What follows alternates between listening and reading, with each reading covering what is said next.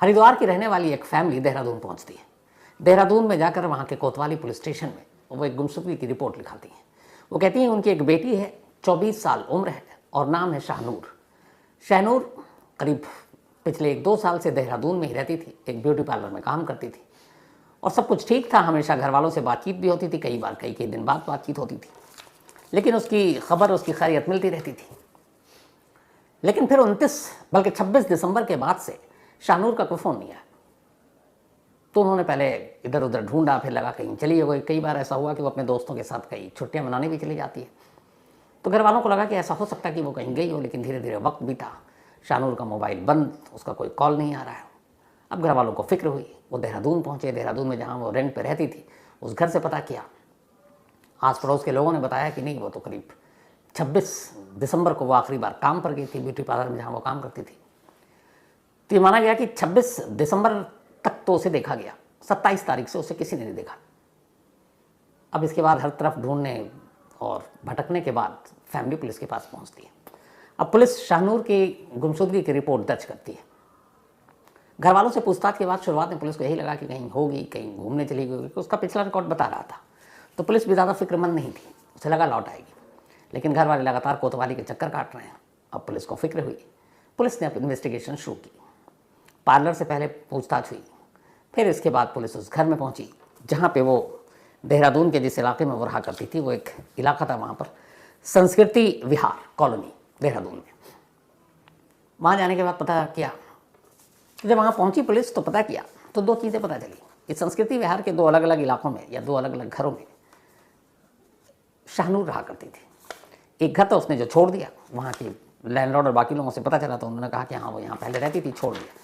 तो छोड़ने की वजह क्या थी, तो पता चला उसका फिर एक दोस्त आया और उस दोस्त ने वहाँ पर आकर उससे बातचीत की थी और फिर ये दोनों एक दूसरे घर में जाकर शिफ्ट हो गए और दोनों वहीं रहने लगे। अब पुलिस उस दूसरे घर में पहुंची तो पता चला हाँ यहाँ पर शाहनूर रहा करती थी, लेकिन पिछले कुछ महीनों से एक लड़का भी उसके साथ रहता था। अब पुलिस को पता ही नहीं वो लड़का कौन है।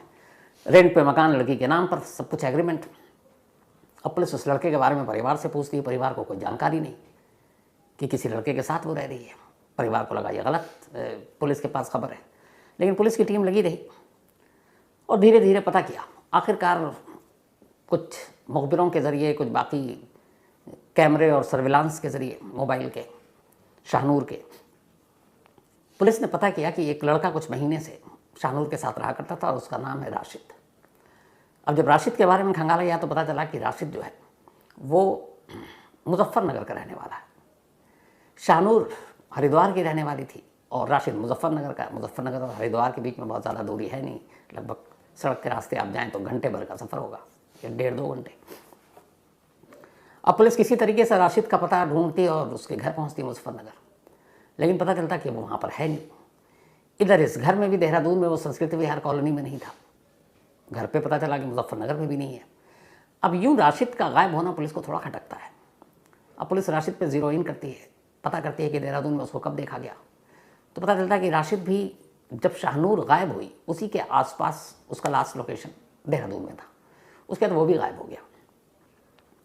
अब पुलिस के 2 सोच आ रही, एक ये कि शाहनूर गायब है, राशिद भी गायब है, या तो ऐसा है कि दोनों एक दूसरे को प्यार करते हैं और कहीं शादी करके घर वालों की वजह से कहीं दूर चले गए हों, चुप गए हों। लेकिन फिर ये भी ख्याल आया कि दोनों जब एक साथ लिव इन में रह रहे हैं तो उनको भागने की ज़रूरत क्या है।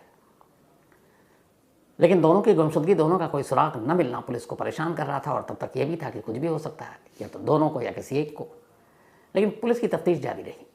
अब सुराग और सिरा एक ही था और वो था राशिद, क्योंकि शाहनूर को जितना ढूंढने की कोशिश की गई नाकाम। अब पुलिस ने सारा फोकस राशिद के ऊपर किया। पुलिस ने मुखबिरों के जाल बिछाए। जिस संस्कृति विहार कॉलोनी में शाहनूर रहा करती थी उस घर के इर्द गिर्द भी मुखबिरों को लगाया गया कि शायद कभी भटकते हुए यहाँ पे राशिद आ जाए। तो मुखबिर लगे रहे, पुलिस ढूंढती रही, वक्त बीतता रहा। दिसंबर 2023 का मामला था। जनवरी आ गया, फरवरी आ गया, मार्च आ गया। शाहनूर को गायब हुए करीब 3 महीने हो चुके। 3 महीने में उसकी कोई खबर नहीं, ना कोई फ़ोन, ना कोई मैसेज, ना कहीं और किसी शहर से। इस दौरान में पुलिस कई शहरों में भी गई जहाँ जहाँ उसको क्लू मिलता कि शाहनूर का कोई रिलेटिव है या राशिद का कोई जो दोस्त है, पर खाली हाथ लौट आती देहरादून पुलिस। इस तरीके से वक्त बीतता रहा और मार्च का महीना आ गया। पुलिस के हाथ अब भी खाली थे।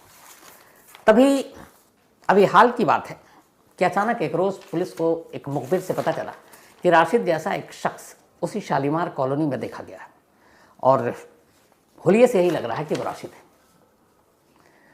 अब पुलिस को पहले तो ये हुआ कि क्यों आएगा और कैसे आएगा, जबकि अगर मान लो कि उसने कुछ किया, फिर ये भी हुआ कि अगर कुछ नहीं किया हो सकता दोनों कहीं और शिफ्ट हो गए तो आ भी सकता है। ये बात है 30 मार्च की, अभी मतलब 2 दिन पहले, हाँ बल्कि आज 3-4 दिन पहले की। तो राशिद की तस्वीर और सारी चीज़ें थी। मुखबिर की खबर आई, लोकल पुलिस भागकर मौके पर पहुंची। वहाँ पे मुखबिर ने बताया कि राशिद इसी घर के आसपास घूम रहा है। पुलिस वहाँ पहुंची, मुखबिर के इशारे पर एक शख्स को दबोचती है, उससे उसका नाम पूछती है। वो घबराता है, बताता है मेरा नाम राशिद है। अब पुलिस उसे पकड़कर कोतवाली ले आती है। कोतवाली लाने के बाद अब पुलिस उससे पूछताछ करती है और शाहनूर के बारे में बताती है। वो कहता मुझे मालूम नहीं, मैं तो देहरादून कब का छोड़ चुका। पुलिस पूछती है कि तुम गायब कहाँ थे? उसने बोला मैं काम के सिलसिले में गया, पहले अपने घर गया, फिर वहाँ से मैं पानीपत चला गया, मुजफ्फरनगर से। पानीपत में मैं जॉब किया करता था, मेरी सिस्टर भी रहती है। पुलिस ने घर वालों से फ़ोन करके क्रॉस चेक किया तो पता चला हाँ इसकी एक बहन पानीपत में है और ये बीच में पानीपत में था और वहाँ नौकरी भी कर रहा था। पुलिस को लगा फिर कुछ गड़बड़ है, शाहनूर पता नहीं कहाँ है। लेकिन कोई और दूसरा शक करने वाला बंदा भी नहीं था क्योंकि यही दोनों लिव इन में रह रहे थे और हाल के वक्त में लिव इन की बहुत सारी कहानियाँ सामने आई थी जिसका खूनी अंजाम हम सब ने देखा। तो देहरादून पुलिस को लगा कि राशिद कुछ छुपा रहा है। इसी के बाद अब देहरादून पुलिस ने सख्ती की। कई घंटे तक छकाने के बाद आखिरकार फिर राशिद टूट गया और राशिद ने फिर पूरी कहानी सुनाई। और उस कहानी को सुनाने के बाद पुलिस से उसने कहा कि चलिए अब आपको शाहनूर से भी मिलवा देते हैं। अब पुलिस की एक टीम राशिद को लेकर शाहनूर को ढूंढने के लिए निकलती है। अब राशिद पुलिस के शिकंजे में और पुलिस राशिद के कहने पर देहरादून से सहारनपुर की तरफ सड़क पर अपनी गाड़ी के कारवां को दौड़ाती है। गाड़ी चल रही है। देहरादून से बाहर निकलने के बाद करीब 5-6 किलोमीटर आगे एक आशा रोडी नाम की जगह है और वहाँ आसपास खाई है, थोड़ा जंगल है। तो वहीं पे पहुँचे। राशिद ने अचानक मेन सड़क से गाड़ी को कच्चे रास्ते पर उतारने को कहा। वहाँ जंगल और खाई, पुलिस की टीम ने गाड़ी रोकी। उसके बाद अब सब गाड़ी से उतर गए और वो पैदल चलने लगा। पैदल चलने के बाद उधर सन्नाटा, शायद ही कोई उधर जाए। कुछ देर तक वो पुलिस को चलाता रहा, पुलिस उसके पीछे पीछे चलती रही। पुलिस ये भी सोच रही है कि हाँ इस इलाके में शाहनूर कहाँ मिलेगी, यहाँ ना कोई घर है, ना कोई रिजॉर्ट है, ना गेस्ट हाउस है, बियाबान, सुनसान जंगल और खाई। खैर पुलिस चलती रही और आखिरकार चलते चलते एक जगह राशिद रुकता है और फिर एक झाड़ियों के बीच एक खाली जगह की तरफ उंगली करता है और इशारा करके पुलिस को कहता है कि वहाँ एक बैग पड़ा है, जाइए उस बैग को खोलिए, शाहनूर उसी में। पहले तो पुलिस को कुछ समझ में नहीं आता, यकीन नहीं होता। लेकिन फिर पुलिस की टीम क्योंकि राशिद के इशारे पर ही चल रही थी, धीरे धीरे उस बताए हुए जगह पर पहुंचती है, झाड़ियों को हटाती है और देखती है सचमुच वहाँ एक बड़ा सा बैग पड़ा हुआ है। बैग के करीब जाते ही पुलिस को एहसास हो जाता है कि कुछ गड़बड़ है। बैग भी लगभग सड़ी हुई हालत में हो चुकी थी नीचे की तरफ से। पुलिस की टीम बड़ी मुश्किल से बैग का चेन खोलती है। जैसे ही चेन खोलती है, अंदर एक बेहद सड़ी गली लाश ठूसी पड़ी थी। अब उस बैग समेत उस लाश को लेकर पुलिस देहरादून वापस आती है। आने के बाद उसको मुर्दा घर भेजती है पोस्टमार्टम के लिए। उस बैग के साथ कुछ लाश की चीज़ें भी थीं। शाहनूर के घर वालों को बुलाया जाता है। उनमें से कुछ चीज़ों को देखकर वो पहचान जाते हैं कि यह शाहनूर है। यानी बैग में बंद शाहनूर मर चुकी थी और पिछले 3 महीने से उसी जगह पर, जिस जगह पर 30 मार्च को राशिद देहरादून पुलिस को लेकर गया, उस बैग में बंद पड़ी थी। बुरी तरह से सड़ गल चुकी इस लाश के पोस्टमार्टम के बाद, चूंकि ये मामला कत्ल का है, तो पुलिस ने तय किया कि वो डीएनए भी कराएगी ताकि पुख्ता हो जाए कि वो लाश शाहनूर की है, क्योंकि पहचाने जाने लायक तो है नहीं। हालांकि परिवार ने कुछ निशानियों के आधार पर उस लाश की शिनाख्त अपनी बेटी के तौर पर किया। तब बैग से शाहनूर तो बरामद हो गई, लेकिन सवाल बाकी था कि आखिर राशिद जो शाहनूर के साथ लिव इन में रहता था, उससे प्यार करता था, शाहनूर उससे प्यार करती थी, तो फिर शाहनूर अचानक इस बैग तक कैसे पहुंची? अब जब बैग का पता बता ही चुका था, बैग बरामद करा चुका था, तो बाकी और आगे की कहानी भी राशिद को अब बताने में कोई इशू था नहीं। अब उसने बाकी की कहानी सुनाई। उसने कहा बात 2018 की है। एक रोज़ मैंने एक नंबर मिलाया, इत्तेफाक से वो नंबर जो है रॉन्ग नंबर लग गया, कोई एक आध डिजिट आगे पीछे हो गया। फ़ोन एक लड़की ने उठाया। उस लड़की ने कहा, मैंने कहा ये, उसने कहा नहीं ये गलत नंबर है। तो फिर मैंने सॉरी बोला, पर उसने भी बड़े प्यार से कुछ कहा नहीं, फ़ोन रख दिया। लेकिन उसके बाद मुझे उसकी आवाज़ बहुत अच्छी लगी, ये राशिद ने कहा, और आवाज़ अच्छी लगी तो फिर हिम्मत करके दोबारा कॉल किया। दोबारा उसने उठाया तो उसने बताया कि मैंने इस बार रॉन्ग नंबर नहीं किया है, बल्कि आपसे बात करने के लिए किया है। वो भी हंसी। फिर धीरे धीरे दोनों इसी तरीके से बात करने लगे, बात दोस्ती तक पहुंची। अब चूंकि राशिद मुजफ्फरनगर में रहता था और ये जो लड़की थी ये हरिद्वार की थी, लेकिन देहरादून में जॉब के सिलसिले में पहुंच गई थी शाहनूर, तो दूरी ज़्यादा नहीं थी। जैसा मैंने बताया, मुजफ्फरनगर से देहरादून 2-3 घंटे का रास्ता। तो पहले फ़ोन पर बात होती रही, फिर दोनों करीब आए, मुलाकात हुई, मिलने की चाहत बढ़ी और आखिरकार राशिद एक बार देहरादून पहुंच गया। देहरादून पहुंचने के बाद में उसने मुलाकात की, खूब इधर उधर घूमे फिरे, फिर वो वापस मुजफ्फरनगर लौट आया। लेकिन इसके बाद अब उसका दिल नहीं माना, अब उससे शाहनूर की दूरी बर्दाश्त नहीं हुई। उसने कहा कि क्या करें, तो शाहनूर ने कहा तुम यहीं आ जाओ। अब वो देहरादून पहुंच गया। देहरादून जाने के बाद उसने कहा कि अब हम दोनों फिर अलग क्यों रहें, अगर रहना ही है तो फिर एक रेंट पे घर लिया और दोनों लिव इन में रहना दोनों ने शुरू कर दिया। शुरुआती इश्क के दिन बड़े अच्छे गुजरे, सब कुछ ठीक था, लेकिन फिर धीरे धीरे राशिद ने महसूस किया कि जो शाहनूर है उसके ब्यूटी पार्लर जाने और आने का जो टाइम है बड़ा ऑड है। वो कई बार जाती है तो रात 2-2 बजे तक लौटती, कई बार लौटती ही नहीं है। शुरुआत में तो उसने पूछा नहीं, लेकिन धीरे धीरे जब साथ रहने लगा, थोड़ा थोड़ा इश्क का बुखार कम हुआ, तब इन चीज़ों की तरफ उसका ध्यान गया। उसने शाहनूर से फिर पूछना शुरू किया। शुरू में शाहनूर ने उसको इग्नोर किया या कहा कि काम ज़्यादा है, लेकिन फिर हर दूसरे दिन की ये बात हो गई, वो लेट आती, वो टोकता और बीच बीच में नोक-झोंक भी हो जाती। 26 दिसंबर 2023 ये वो रात थी जब राशिद घर पे इंतज़ार कर रहा था। शाहनूर पार्लर गई थी और उस रात वो करीब 2:30 बजे घर लौटी। ये 26 और 27 दिसंबर की दरमियानी रात की बात है। तो जब वो लौटी तो उस दिन राशिद फिर पूछता है, वो फिर जवाब देती है। फिर राशिद उससे बोल पड़ता है कि ऐसी कौन सी तुम्हारी नौकरी है जहाँ 2, 2:30, 3 बजे तक पार्लर खुला रहता है। उसने कई बार कहा था कि मुझे शादियों का भी काम होता है, तो उसने कहा कि आमतौर पर बारात भी 12-1 बजे तक लौट जाती है, दुल्हन भी 9-10 बजे तक तैयार होकर मंडप में पहुँच जाती है, तो उसके बाद तुम्हारा क्या काम होता है। असल में बीच में अब राशिद को शक होने लगा था। शक ये कि शाहनूर पता नहीं ब्यूटी पार्लर में काम करती है, इसके आड़ में वो कुछ और काम करती है। दूसरा ये कि शायद उसका कोई और बॉयफ्रेंड है जिसकी वजह से वो मिलती जुलती होगी, इस वजह से लेट आती है। इस शक ने उसे एक तरह से शाहनूर के ऊपर गुस्सा दिलाना शुरू कर दिया।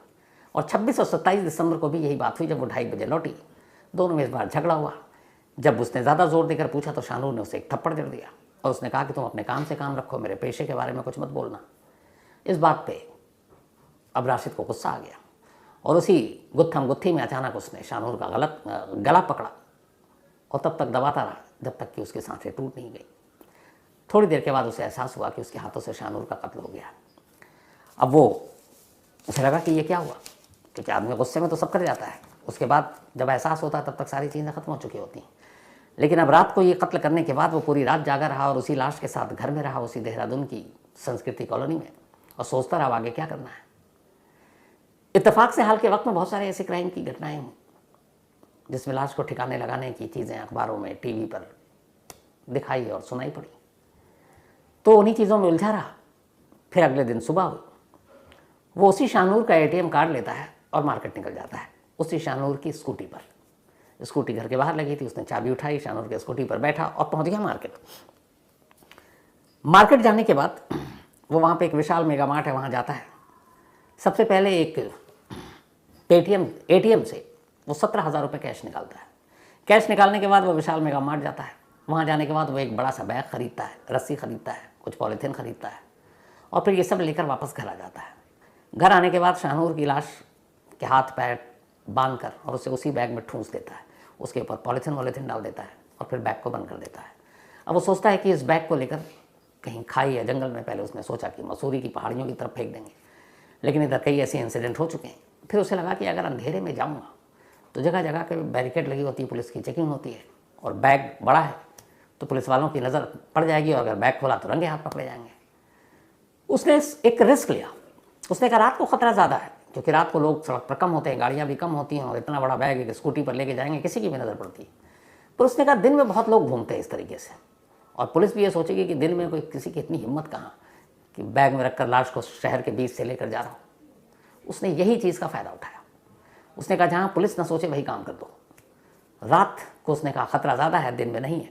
उसने अचानक दिन में ही 27 दिसंबर की दोपहर को इस बैग को बाहर निकालता है घर से, स्कूटी पर रखता है और स्कूटी लेकर निकल जाता है।